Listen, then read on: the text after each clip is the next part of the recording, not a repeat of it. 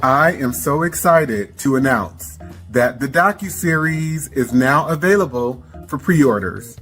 Go to DanteKing.com or to Diagnosing Whiteness and Anti-Blackness.com to check it out. Go and subscribe. Get your popcorn ready for December 7th. You can also join the launch party, which will be held live through Zoom. See you there.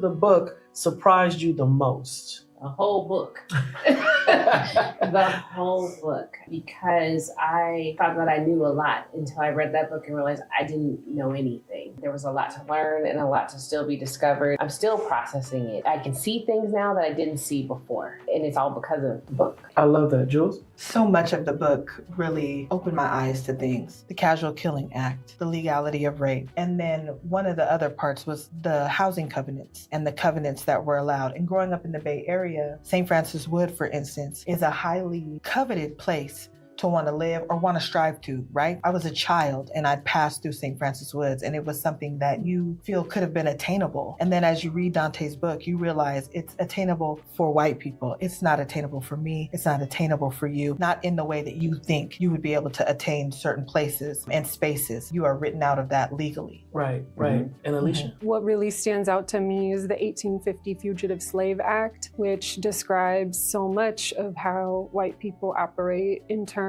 of that act deputizing all white Americans to serve as white racial police against African Americans, whether they're freed or enslaved, and getting incentivized by bounties, by slave auctions to surveil and police and criminalize Black people, and how that persists today, the obsession with it.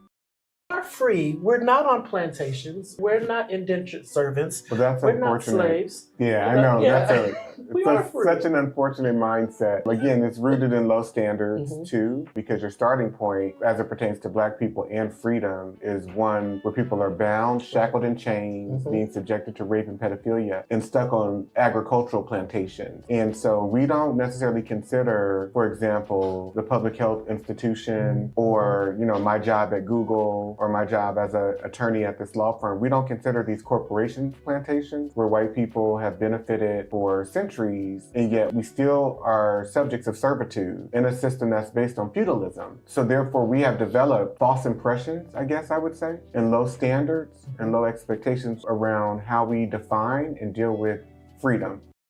The hardest about chapter 3, and what are some key pieces that stood out for you that you would want people to know about or be prepared for? The different laws and the cases and the way that the system has been set up to not protect Black women and Black boys too, and Black men as well, particularly Black women, just for us to be seen, as you said this earlier, just the vessel to give birth and then go back to work. So that shows up in how our birthing outcomes are. It shows up in how we connect with our partners, because there's this constant reinforcement of that you don't matter and you're not valued. And I think you highlight that very clearly, the lack of protection for Black women in chapter 3. I also remember in one of your courses, you asked the class, would they want to be Black women? Everyone said no, right? And that just shows me even more how reinforced it is that being a Black woman, you're at a constant state of lack of protection and also aggression as well. Yeah, and let me be very clear too, because that question was out of the spectrum of all of the identities that I presented as multiple choice answers.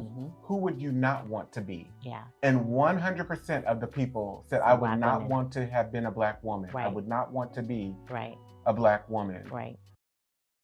I am so excited to announce that the Docuseries is now available for pre-orders.